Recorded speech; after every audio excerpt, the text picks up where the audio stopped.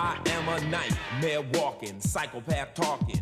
King of my jungle, just a gangster stalking, living life like a firecracker, quick as my fuse. Been dead as a death, back the colors I choose, red or blue. Well, it is scary. You know, you see death.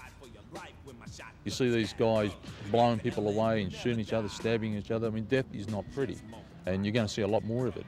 In America, it's a war. In Los Angeles alone, there are more than 100,000 gangsters in 800 gangs. And more than 500 people, many innocent bystanders caught in the crossfire, are killed every year. The gangs of LA will never die. Just multiply colors. They said it would never get like that here. According to one man, the experts were wrong. You know, we're catching up fast. It's happening a lot faster than I actually thought it would. I always knew what had happened, but things are rolling along pretty quickly now. Brett Stevens is a 13-year New South Wales police veteran. He worked in the department's elite tactical response group before quitting in 1995.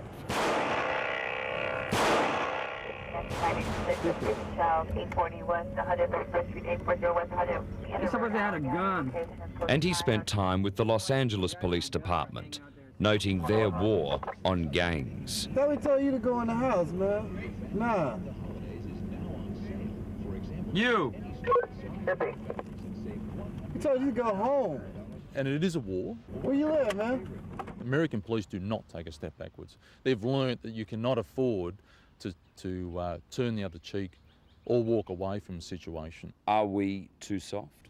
Oh, we're definitely too soft. And that's why you're getting your police stations shot up, you're getting death threats to police, they're hacking police to death. Back in Australia, Brett Stevens is urging tough action on a growing gang problem. He's seen the early warning signs in American cities, and he's seeing them here now. West Side Connection. Yeah, now that's somebody marking their turf. That's different to a tagger. That is definitely somebody marking their turf. So you would say that that pool hall would probably be a headquarters for the West Side gang? That'd be at least one of their haunts. Wouldn't be their headquarters, but that would be their haunt. You don't know me, fool. It might look harmless, but graffiti or gang art is the first sign of an emerging gang presence.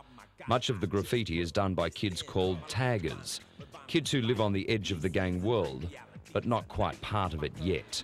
Well, it flows on. You know, you get into the tagging, and later on, you know, you sort of end up hanging out in the same crowd, you meet them in the same places, the same fun parlours, all this kind of stuff. You're hanging out in the same world, and it just sort of flows on. Give me a break. What world do you live in? Then there's the language and the hand signals, all borrowed from the US. If they throw something like that, that means 2 on the 1 will be 2 of us and the 1 of you. 1, 8, 7. That's California Penal Code for murder, 187. They throw that at you, that means we're going to kill you or we're going to do something to you. They're like gunslingers. I mean, gunslingers in the Old West, they used to wear, what, black? So everyone knew they were gunslingers with a couple of pearl-handled pistols. These guys are no different.